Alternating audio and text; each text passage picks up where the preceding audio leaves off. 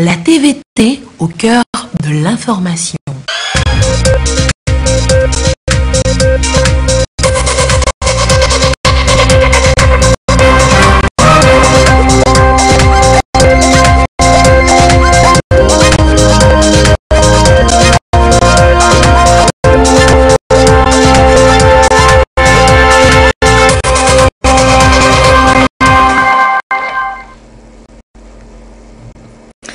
Il est l'heure du journal sur la télévision togolaise. Madame, Monsieur, bonsoir et voici les titres de cette édition.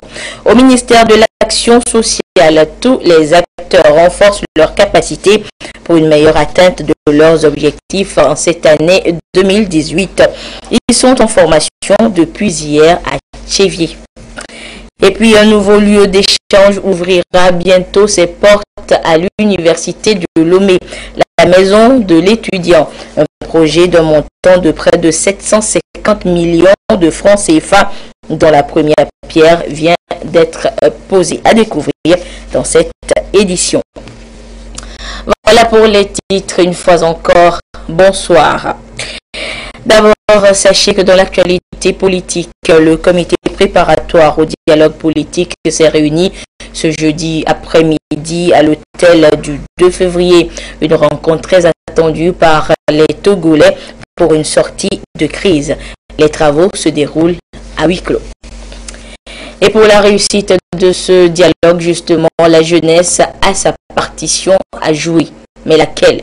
C'est ce que les jeunes militants du parti Union pour la République UNIR étaient appelés à découvrir hier lors d'une rencontre. Le compte rendu avec Augustin Gossi.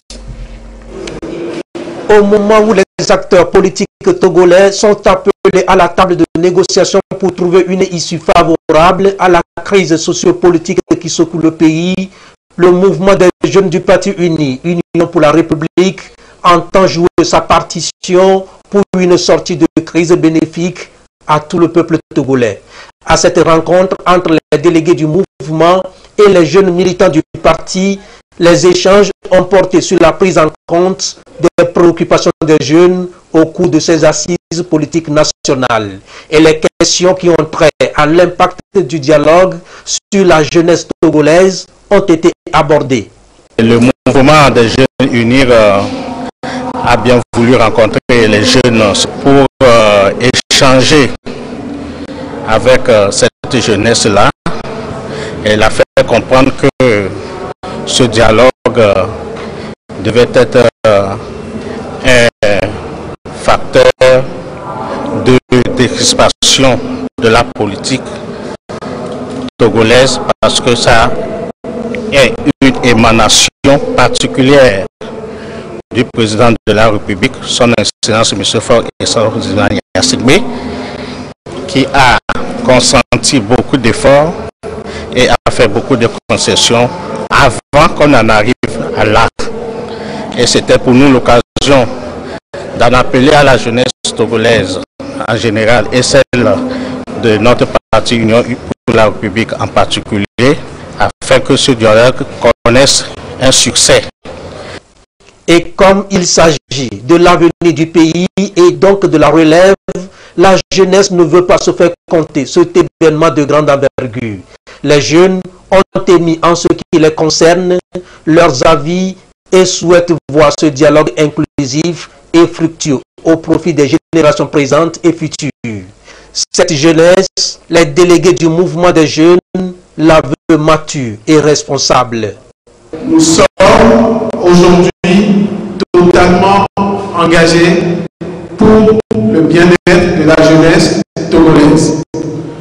Le président du parti est totalement engagé pour le bien-être de la jeunesse togolaise. Effectivement, il y a le moment politique, comme le dialogue politique qui va s'ouvrir, mais il y a les moments où nous devons nous consacrer pleinement, entièrement au développement de notre pays. Et c'est ce à quoi nous vous appelons. Nous vous appelons à vous consacrer au développement de notre pays en développant le vivre ensemble, en développant les valeurs de paix et de civisme. Et le dialogue, oui, le dialogue en tant que valeur de notre société, mais le Cette séance de partage est initiée dans le cadre des rencontres unies du mouvement des jeunes du Parti uni. Un concept conçu et mis en place pour faire connaître à ces jeunes militants la vision du président du parti, le président de la République et surtout les grandes orientations définies pour le développement du Togo. Et face au climat politique qui prévaut dans notre pays, la société civile brise le silence. Une délégation de la diaspora africaine en Europe a tenu un point de presse ce matin à Lomé. Il était question de mettre la presse togolaise au parfum de la mission de cette organisation. Des précisions avec Sergine Raimondo et Carmen Madji à Kako. À quelques heures de l'ouverture des pourparlers intertogolais, des voix se lèvent pour saluer cet engagement de la classe politique togolaise qui a opté pour une issue favorable de la crise à travers le dialogue. La diaspora africaine en Europe, une organisation de la société civile internationale qui s'intéresse à la situation politique du Togo, a dépêché une équipe dans le pays afin de suivre l'évolution des discussions. La diaspora africaine en Europe souhaite que ces négociations se déroulent dans une ambiance fraternelle, empreinte de tolérance. Elle tient à féliciter le pouvoir qui, dans sa volonté de préserver la paix et la stabilité dans ce pays, n'a pas cessé de tendre la main de la négociation et du dialogue à l'opposition. La diaspora africaine en Europe souhaite que le dialogue soit fructueux pour que le Togo demeure un pays de paix et de stabilité engagé dans la voie de son émergence. Il faut noter donc que les travaux de ce dialogue ont débuté cet après-midi à l'hôtel 2 février. Pour mener à bien sa lettre de mission pour le compte de cette année 2018, le ministère de l'Action sociale, de la promotion de la femme et de l'alphabétisation mise sur la formation de ses cadres en vue d'atteindre les résultats escomptés. Des directeurs régionaux, centraux et autres différents chefs de département ont donc suivi des séances de remise à niveau de leur capacité managériale. Nathalie Panégué pour le compte rendu. Ces cadres du ministère de l'Action sociale, de la promotion de la femme et de l'alphabétisation se mettent au pas et actualisent leurs connaissances par rapport aux exigences liées à leurs fonctions.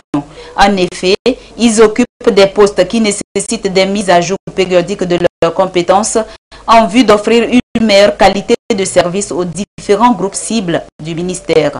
Il y a ce genre d'ateliers pour renforcer et remettre à niveau les différents acteurs du ministère pour qu'on soit au même niveau d'information, qu'on ait les compétences nécessaires et que les interventions qui vont être faites dans le cadre de nos missions, que ces interventions-là soient non seulement efficaces, mais qu'elles soient assez importantes pour les cibles. Les modules explorés au cours de cette formation concernent le développement personnel des cadres dirigeants, les stratégies à mettre en œuvre pour entraîner les équipes vers l'atteinte des résultats escomptés et surtout le développement d'un style performant de leadership pour être un bon manager, un bon meneur d'hommes.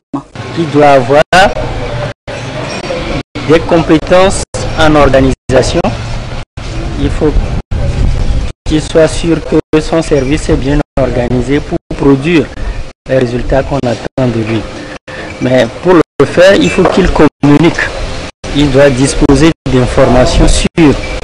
Il partage avec l'ensemble de ses publics, que ce soit les publics internes à l'administration ou les usagers du service public. La réforme de l'administration publique est en marche. Pour le ministère de l'Action sociale, de la promotion de la femme et de l'alphabétisation, les ressources humaines constituent un élément important qu'il faut valoriser pour l'atteinte de la vision 2030 prônée par les autorités compétentes. Et l'une des prérogatives du ministère de l'Action sociale est la protection des droits des enfants. Ceux en mobilité sont encore plus vulnérables. Raison de la mise sur pied d'un projet dénommé Protection des enfants migrants le long du corridor Abidjan Lagos. Et hier à Néron, dans les lacs, lors d'une rencontre, les acteurs de sa mise en œuvre ont plaidé auprès des mairies et du ministère de tutelle pour une budgétisation publique du projet. Ekosala pour les précisions. La migration sur le corridor Abidjan-Lagos est un phénomène réel qui n'exclut pas les enfants. Au Togo, plus de 48% de la population a moins de 18 ans selon le dernier recensement effectué en 2010. Comment mieux protéger cette frange de la population et surtout les enfants concernés par la mobilité? La réponse est envisagée à travers le projet Protection des enfants migrants le long du corridor Abidjan-Lagos-Coral. Ce projet veut impliquer les municipalités et le ministère de tutelle dans la réalisation des droits de l'enfant, y compris l'enfant concerné par la mobilité. Ici, le plaidoyer est fait pour mobiliser les ressources financières en vue de l'aboutissement du projet. Vis-à-vis des maires, nous demandons l'intégration dans leur plan annuel d'investissement des besoins des enfants, y compris les enfants concernés par la mobilité. Et en deuxième point, nous demandons l'intégration d'une ligne budgétaire dans leur budget des communes pour tous les enfants, la protection de tous les enfants. Au niveau de leur ministère du tutelle, nous souhaitons que la lettre de cadrage venant de ce ministère qui oriente les collectivités dans l'élaboration de leur budget prenne en compte une ligne dénommée protection de l'enfant. Ce projet prend en compte 4 villes du Togo, notamment Lomé, Kévé, Vaughan et Aného. Les acteurs impliqués dans sa mise en œuvre expriment déjà leur satisfaction. Ces 3 jours, on a pu en un premier temps nous remettre dans le contexte pour que nous puissions être mieux outillés et pour pouvoir prendre les décisions qui s'imposaient. Par rapport à la budgétisation, l'argumentaire demande que pour 2019, cette orientation, ce point soit inscrit dans l'orientation budgétaire que nous recevons de la tutelle. Et la tutelle a donné son accord, nous également. Nous n'avons pas trouvé d'inconvénient, donc ce qui veut dire qu'à partir de 2019, tout ce qui a été dit sera inscrit et nous souhaitons vivement avoir les moyens pour pouvoir faire face à nos responsabilités. Le projet Coral est exécuté dans 5 pays de la sous-région. Le Togo, le Bénin, le Ghana, la Côte d'Ivoire et le Nigeria. Au Togo, il est mis en œuvre par Terre des Hommes en collaboration avec NDA Jeunesse Action et le Mouvement africain des enfants et jeunes travailleurs avec pour objectif principal la réduction de la vulnérabilité des enfants migrants et l'amélioration de leur accès aux opportunités de développement. Et parlons de la santé des enfants à présent avec la campagne nationale intégrée de vaccination contre la rougeole, la rubéole, couplée de la supplémentation en vitamine A et de déparasitage à l'albendazole qui a débuté lundi et se poursuit dans toutes les préfectures de la région des Savanes comme dans les autres régions sur toute l'étendue du territoire national. Nous vous proposons ce soir le constat fait sur place dans les Savanes 4 jours après le démarrage de la campagne.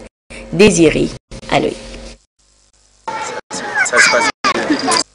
De Timbou séquencé à Barkwasi dans l'Oti en passant par Tamonga dans le Pengal, les populations sont toujours mobilisées pour répondre à la campagne intégrée de vaccination contre la rougeole, la rubéole, le supplément en vitamine A et le déparasitage à l'albendazole. Les parents ont compris la nécessité d'offrir ce cadeau à la progéniture pour lui assurer une bonne croissance. Ce matin, nous sommes là pour répondre à la campagne de vaccination pour l'albendazole, vitamine A et anti-rougeole. Vraiment, nous sommes très contents de ce que l'État fait pour que nos enfants bénéficient de ces dons afin qu'ils échappent aux maladies. À Timbou, il y Hier, j'étais arrivé, mais à cause de l'influence, on ne m'a pas pu servir. C'est ce matin que je suis revenu pour avoir l'accès.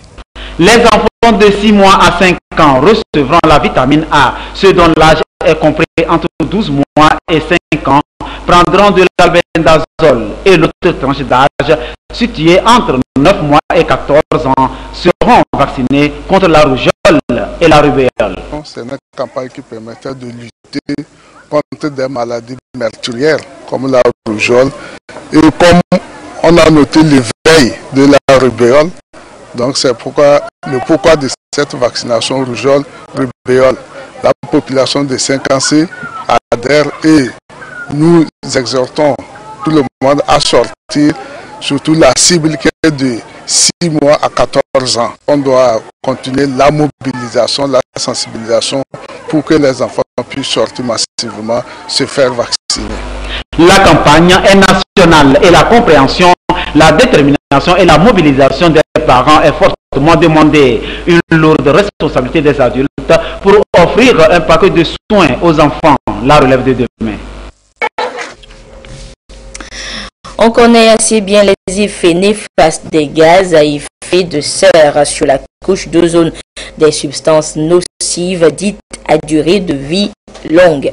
Eh bien, les polluants climatiques de courte durée de vie sont tout autant dévastateurs. Raison pour laquelle le Togo se dote d'un plan national de lutte contre ces polluants climatiques. Le compte rendu avec Samuel Dégué et Félix Semdacha.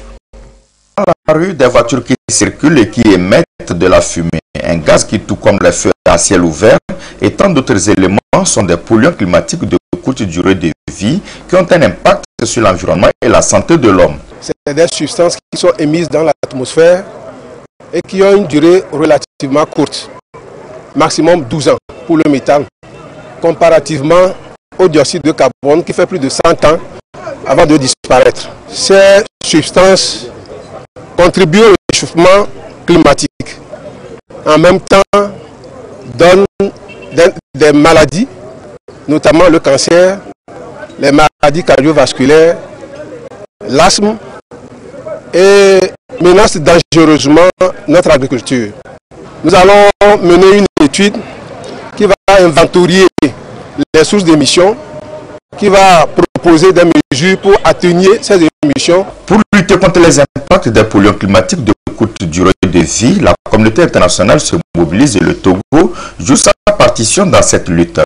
En témoigne l'adoption en Conseil des ministres en date du 11 janvier 2018 du décret portant réglementation de l'importation des véhicules d'occasion au Togo et la mise en place du service des transports en commun. Les mesures pour réduire les émissions de ces polluants permettraient certes de ralentir le réchauffement climatique de 0,5% Celsius dans les prochaines décennies. Cependant, il faut noter que ces mesures complètent, mais ne remplacent pas celles nécessaires à la réduction des émissions de CO2 à durée de vie plus longue, afin de stabiliser le climat. Et c'est pourquoi, pour ce qui concerne notre pays, le Togo, le gouvernement, sous l'impulsion du chef de l'État, son Excellence Faure Swaziman Gnassingbé, le Togo donc ne ménagera aucun effort pour continuer d'honorer ses engagements pris vis-à-vis de la Convention cadre des Nations Unies sur les changements climatiques à travers les mesures d'atténuation des gaz à effet de serre, tout en accélérant celles visant l'adaptation du pays au réchauffement climatique. La réduction des polluants climatiques à courte durée de vie va permettre, selon le programme des Nations Unies, d'éviter chaque année 2,4 millions de décès prématurés d'ici 2030 et près de 32 millions de tonnes de récoltes perdues. Et parlons justement de climat. Depuis le début de ce mois de février, Lomé étouffe, Lomé suffoque. La capitale togolaise et les villes environnantes font face à une vague de chaleur particulièrement intense, une véritable canicule qui ne dit pas son nom. Quelles sont alors les causes, les origines de cette vague de chaleur et quelles sont les dispositions à prendre pour pouvoir la supporter? La réponse dans ce dossier réalisé par Aïcha Ziebrou et Chazen Nambaga. Cette courbe révèle que les températures à Lomé sont en constante progression depuis le début du mois de février, avec des maximales qui avoisinent les 35 degrés Celsius. Cependant, on est loin du pic historique de 37 degrés Celsius enregistré en 2010. Cette constance dans la montée du mercure est le fait de la vague de canicule qui frappe de plein fouet la capitale et ses environs. Loin d'être anodin, ce phénomène saisonnier est bien connu des services de météorologie qui lui associent une double origine. Au niveau de la situation météorologique, on a ce que nous appelons les alizés du nord-est qui sont là, on appelle pertinemment harmattan. Et à partir de février, les harmattans-là essaient de s'atténuer. Et cela fait place à ce que nous appelons les entrées maritimes. Les entrées maritimes communément appelées la mousson. Donc la mousson, en rentrant sur le continent, est chargée de la chaleur et d'humidité. Mais le continent qui devrait être chargé d'humidité pour permettre ce qu'on appelle la condensation et provoquer des pluies, le continent est faible ou bien est pauvre en ce qu'on appelle l'humidité. Donc ce qui entraîne une situation anormale que nous appelons en météorologie le phénomène de blocage. Donc ce phénomène de blocage entraîne à ce qu'il n'y a pas de pluie et la chaleur persiste au niveau du continent. Par rapport à la situation climatique, donc, dans la journée, le soleil envoie ses rayons solaires sur la Terre et la Terre emmagasine ce que nous appelons la chaleur. Donc cette chaleur en fait doit être restituée dans la nuit, dans la haute atmosphère. Mais comme il y a la présence des gaz à effet de serre, ces gaz à effet de serre constituent ce que nous appelons un blocage et qui ne permet pas l'échappement de ces gaz de la chaleur dans la haute atmosphère. Donc ce qui induit maintenant une forte chaleur sur la Terre. C'est ça qui entraîne la chaleur nocturne. Une fois que cette vague de chaleur s'installe, elle perturbe le climat local avec pour conséquence le retard de la pluviométrie et l'accentuation des séquences de sécheresse. Elle affecte aussi les populations qui ressentent un malaise général, ce qui impacte le déroulement de leurs activités quotidiennes. Les couches les plus vulnérables sont les enfants et les personnes âgées. Quelques dispositions à prendre, c'est d'avoir de se mouiller le corps régulièrement, surtout le visage. Ça c'est très important pour avoir un corps beaucoup plus frais. Pour les enfants et puis les personnes âgées, c'est de boire beaucoup, donc surtout de l'eau, que la chaleur n'entraîne pas une déshydratation du corps. Les ventilos, la climatisation, c'est l'air conditionné. Donc il ne faut pas trop abuser parce que ces appareils-là rejettent certains gaz à effet de serre. Heureusement, cette vague de chaleur ne dure pas. Elle est donc limitée dans le temps. Vous allez constater qu'à partir du 8 février dernier, donc, la température a commencé par augmenter et était tellement constante dans son évolution. C'est ce qui a entraîné ces chaleurs-là que nous avions eu les nuits surtout depuis le 8 jusqu'au 12 dernier. Donc c'est ce qui explique un peu cette chaleur. Et ça va durer comme ça pour le mois de février et le mois de mars à Lomé. Maintenant, au nord du pays, vous allez remarquer que la chaleur commence spécifiquement là-bas à partir du mois de mars et couvre le mois de mars et d'avril. D'après les prévisions météo, ces fortes chaleurs feront place dans les prochaines semaines à la grande saison des pluies aussi bien à Lomé et ses environs qu'à l'intérieur du pays. L'université de Lomé se modernise de jour en jour. Les infrastructures, les cités, amphithéâtres, restaurants, électrification, pistes, connexion Wi-Fi et bien d'autres sont aujourd'hui une réalité. Et à cela vient s'ajouter maintenant le projet de construction de la maison de l'étudiant. Un cadre idéal que les responsables de l'université veulent offrir aux apprenants. La pose de la première pierre a eu lieu ce matin. Aïcha Ziebrou, Gérard Lagoudou. Le campus universitaire de Lomé aura bientôt une maison dédiée à l'étudiant. Une promesse des autorités universitaires à l'occasion du lancement du Wi-Fi Campus par le gouvernement togolais le 18 janvier dernier. La pose de cette première pierre confirme le démarrage des travaux. Aujourd'hui, nous n'avons pas un endroit comme ça où les étudiants peuvent s'informer en temps réel. Notamment, les nouveaux bacheliers qui arrivent sont laissés pour compte. Ils ne savent pas à quel service se rendre pour avoir une information globale sur la vie à l'université. Et donc, le fait de construire la maison de l'étudiant participe de la volonté des autorités universitaires de faire participer les étudiants à l'animation de la vie universitaire.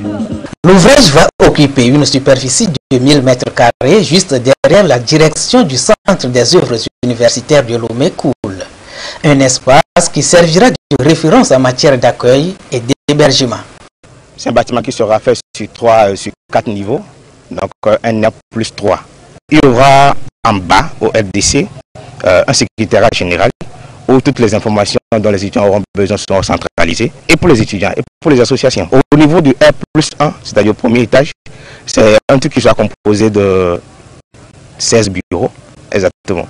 Au R+1, on aura presque la même configuration, 16 bureaux, 4 salles de réunion. Et au R+3, on aura la même configuration, mais simplement qu'on aura des grandes salles de spectacle.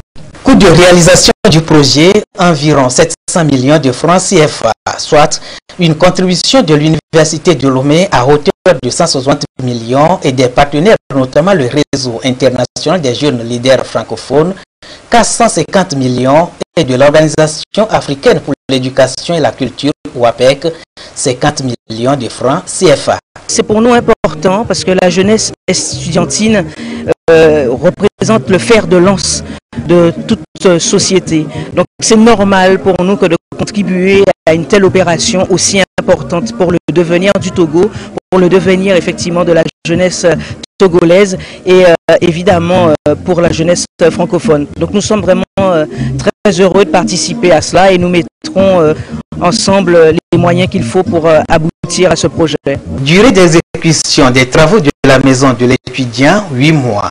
Et dès la prochaine rentrée universitaire 2018 et 2019, la maison sera accessible au monde universitaire. Et parlons toujours de la modernisation du Temple du Savoir. Une signature de convention de partenariat gagnant-gagnant entre l'Université de Lomé et l'Association internationale des médecins pour la promotion de l'éducation et de la santé en Afrique, M-Afrique, a été chose faite hier à l'Université de Lomé. Cette convention, qui va durer 5 ans, permettra à l'ONG d'octroyer des soins de qualité au monde universitaire et même des bourses d'études. Théophile Ekpe, Ferdinand Diassoa. L'Association internationale pour la promotion de l'éducation et la santé en Afrique, M-Afrique, et l'Université de Lomé, désormais partenaires en faveur de l'épanouissement des étudiants. À travers cette signature de convention de partenariat, les deux institutions s'engagent à s'entraider durant les 5 années à venir par des programmes bien définis. Nous avons des projets communautaires dans les villages et donc nous voulons nous appuyer sur l'université justement pour mener à bien ces activités de recherche. Également, nous voulons appuyer l'université en termes de promotion de la santé.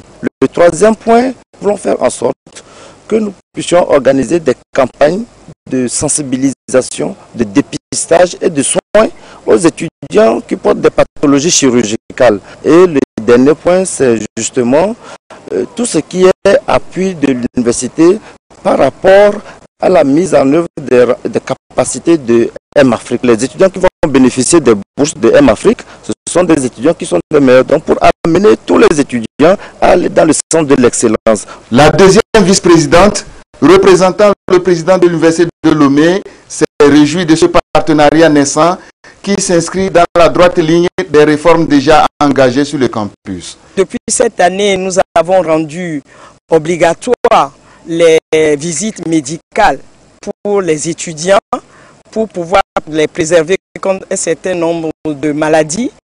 Et donc, M-Afrique peut nous accompagner du point de vue structure, du point de vue produit et appareillage pour nous faciliter ce travail. Créé en 2005, l'ONG M-Afrique offre chaque année des soins gratuits aux populations vulnérables sur toute l'étendue du territoire national. Elle est composée de médecins de plusieurs nationalités et représentée dans 13 pays à travers le monde avec son siège à Lomé. La présente convention de partenariat a également été signée avec l'Université de Kara en juillet 2016. Le ministre de la Défense et des Anciens Combattants porte à la connaissance du public qu'un concours d'entrée à l'école de formation des officiers des forces armées togolaises et FOFAT est ouvert aux candidats des deux sexes et le concours a lieu du 27 au 29 mars 2018 à l'école de la gendarmerie nationale à Lomé en face de la BIDC. Les détails de ce concours sont à consulter dans le quotidien Togo Presse. Et dans un communiqué conjoint, le ministre de la fonction publique et son collègue de la sécurité informent le public que le concours de recrutement des fonctionnaires de police, notamment des gardiens de la paix, ouvert par arrêté interministériel en date du 11 janvier 2018 est spécialement étendu aux citoyens togolais des deux sexes, justifiant d'un diplôme au certificat de spécialité dans les domaines de menuiserie, maçonnerie, électricité, bâtiment ou automobile, mécanique ou automobile, plomberie, peinture, bâtiment ou automobile, peinture, bâtiment ou automobile, soudure, couture, cuisine, etc. Les candidats doivent remplir les conditions suivantes: être titulaire d'un diplôme de formation ou d'un certificat de fin d'apprentissage délivré par un établissement d'enseignement technique homologué par le ministère chargé de l'enseignement professionnel ou technique, avoir un âge compris entre 18 et 28 ans au 1er décembre 2018, avoir une taille minimale de 1,65 m pour les filles et de 1,70 m pour les garçons, être célibataire sans enfant. La date limite des dépôts des dossiers de candidature pour les spécialistes est fixée au 28 février 2018. Notez que la composition des dossiers, les dates des épreuves écrites et sportives, les lieux de dépôt des dossiers sont ceux fixés par l'arrêté du 11 janvier 2018. L'actualité hors du pays nous amène maintenant en Afrique du Sud où ce n'est pas une surprise. Cela n'a pas été une surprise. Cyril Ramaphosa va s'asseoir dans le fauteuil présidentiel. L'actuel chef de l'ANC a été élu par le Parlement au lendemain de la démission de Jacob Zuma. Zuma qui a été poursuivi, qui était au pouvoir et qui a été poussé vers la sortie par son propre parti, l'ANC, en raison notamment de sa mise en cause dans plusieurs affaires de corruption. Et autre événement marquant toujours en Afrique australe, c'est la mort de l'opposant Morgan Tsvangirai au Zimbabwe. À 65 ans, le pilier de l'opposition dans ce pays a incarné la lutte contre Robert Mugabe durant près de 15 ans. Christine Pecheki-Galode. Morgan Tsvangirai, chef du principal parti d'opposition au Zimbabwe, adversaire historique du régime de l'ex-président Robert Mugabe, est décédé des suites d'un cancer. Il y a 2 ans, Morgan Tsvangirai aurait révélé qu'il souffrait d'un cancer du côlon. La nation a perdu une icône. Nous avons perdu en tant que parti. Nous avons perdu notre père. Nous avons perdu notre leader. Nous avons perdu. Oh mon Dieu, je suis trop triste pour m'exprimer. Symbole de lutte contre le pouvoir de Mugabe, le leader du MDC était arrivé en 2008 en tête du premier tour cours de l'élection présidentielle, mais avait décidé de se retirer du second tour. Morgan Tsvangirai avait été, à l'issue de ce scrutin, nommé Premier ministre d'un gouvernement de coalition. Tsvangirai était l'espoir des Zimbabwéens, de la jeune génération du Zimbabwe. On avait hâte d'enfoncer le dernier tour aux questions politiques du Zimbabwe lors des élections harmonisées de cette année. Morgan Tsvangirai était pressenti pour être le candidat officiel du MDC lors du scrutin de l'après Mugabe, mais l'opposition a perdu son meneur. Le parti au pouvoir, la ZANU-PF, a immédiatement fait part de ses condoléances. Il s'est éteint ce mercredi à l'âge de 105 ans, laissant derrière lui un parti déchiré à quelques mois de l'élection présidentielle. Retour en page nationale avec l'actualité politique, avec l'ouverture donc ce jeudi des travaux du comité préparatoire au dialogue politique. Des travaux qui ont débuté donc à l'hôtel du 2 février cet après-midi. Une rencontre très attendue par les Togolais pour une sortie de crise. Et nous vous l'annoncions, les travaux se déroulent à huis clos. Nous vous proposons à présent quelques images des coulisses de cette rencontre. En fait, c'est les travaux du comité préparatoire qui s'ouvrent aujourd'hui. Le dialogue proprement dit sera ouvert lundi 19 février courant. L'état d'esprit, nous sommes sereins, tranquilles. À partir du moment où nous exprimons les aspirations des populations togolaises, nous sommes tranquilles. Aujourd'hui, vont régler plusieurs problèmes.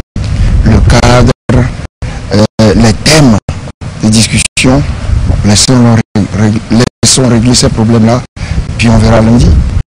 Nous sommes réunis en comité préparatoire pour définir le règlement intérieur qui va gérer le dialogue qui est prévu pour le 19.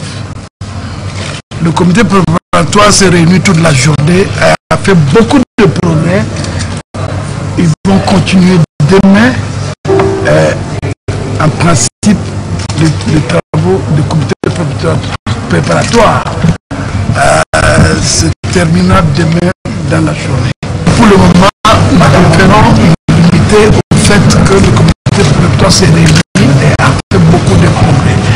Quand les travaux seront terminés demain, vous aurez tous les détails qui ont été discutés aujourd'hui, mais on a fait beaucoup de progrès. Et après la politique, le sport à présent avec la page des sports que nous ouvrons avec notre ami du jeudi, Claude Ama. Claude, bonsoir. Bonsoir. Claude, la star togolaise de pétanque, champion des États-Unis, Zachary Kessoigny, était cet après-midi au cabinet du ministre en charge des sports, Guy Madjé Lorenzo. L'objectif de sa visite est de redynamiser la pétanque nationale qui est en léthargie depuis quelques temps. Reportage, Martin Sandani. Mankoubi. De passage à Lomé, Zachary Ayayi Kessoigny, champion et médaille d'or de pétanque des États-Unis, a rendu visite au ministre en charge des sports Guy Madjé Lorenzo. Les deux personnalités ont discuté de la pétanque togolaise qui est en baisse de forme et de comment faire pour la vulgariser. Nous sommes très heureux d'abord, premièrement, de faire sa connaissance et aussi en tant que ministre des Sports et de loisirs, de constater que nous avons pour notre jeunesse une référence. J'espère qu'il pourra apporter les conseils qu'il faut à la Fédération togolaise de pétanque. Le champion a promis donner un coup de pouce à la discipline de pétanque au Togo afin qu'elle retrouve sa lettre de noblesse. J'ai rencontré le ministre aujourd'hui et le président de la Fédération togolaise de pétanque pour leur demander comment est-ce que je peux aider le Togo, parce que j'ai porté très haut le drapeau du Togo aux États-Unis. Et avec le président de la fédération, nous avons un plan en place que nous allons effectivement soumettre au ministre. Et de là, nous allons mettre tout le lot en place pour pouvoir faire quelque chose. De nationalité togolaise, ancien sociétaire du dynamique togolais Pétanque Club, Zakari Ayayi Keswani vit aux États-Unis depuis des décennies et pratique de la pétanque. Et Claude, après la pétanque, place au football à présent avec les préliminaires de la Ligue des champions d'Afrique qui s'est jouée le week-end dernier. Et à notre représentante, l'AS Togo Port a courbé les Chines 2-1 devant l'AC Dolisie du Congo-Brazzaville. Effectivement, Anita, après une première partie bien négociée par la facture 0-0, ils vont lâcher prise et perdre la partie 2-1. Résumé de la rencontre avec notre envoyé spécial Modeste Nyakofre. L'objectif de l'AS Togo Port était clair dans ce match aller face à l'Athletic Club Léopard de Dolisie, dont au moins 3 joueurs étaient au championnat d'Afrique des Nations CHAN au Maroc. Toute équipe qui se déplace nourrit l'ambition de gagner. Et, à défaut d'une victoire, repartir avec un nul. Sur le terrain, les joueurs de l'AS Togo Port tétanisés laissent l'initiative du jeu au Léopard qui brille par la maladresse de ses attaquants. L'AS Togo Port tente par moments quelques incursions infructueuses. Notre gazon synthétique est vieux de quoi, je crois, 10 ans. Et comparé à celui d'ici, il y a une grande différence. Et ça a beaucoup embêté mes joueurs. Résultat à la pause, 0 but partout. Quelques minutes plus tard, les poulains de Haïvi et Kwevi se déconcentrent. Conséquence, les joueurs se bousculent, permettant à Massombo Lino d'ouvrir le score à la 49e minute. Mené, l'AS Togo Port se réveille et se réorganise. Haïvi et Kwevi opèrent des remplacements. Les joueurs se portent à l'attaque, mais échouent. Sur ce coup franc, Boubacar Bemba Sangaré parvient à égaliser à la 69e minute.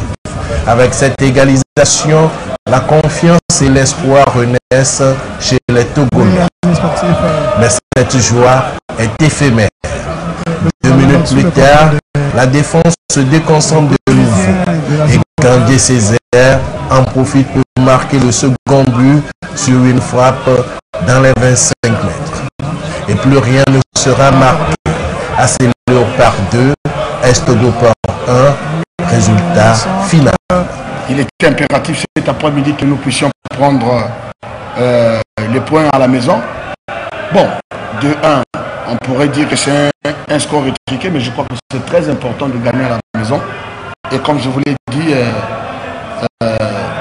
au départ de ce match, nous nous sommes fixés un objectif, et l'objectif atteint, on peut s'en satisfaire de cela. Pour l'AS Togo Port, ce n'est qu'une bataille perdue. L'adversaire a possédé par de petites passes et a accéléré par après et joué vers la fin de longues balles qui, ma foi, nous a beaucoup embêtés devant notre public.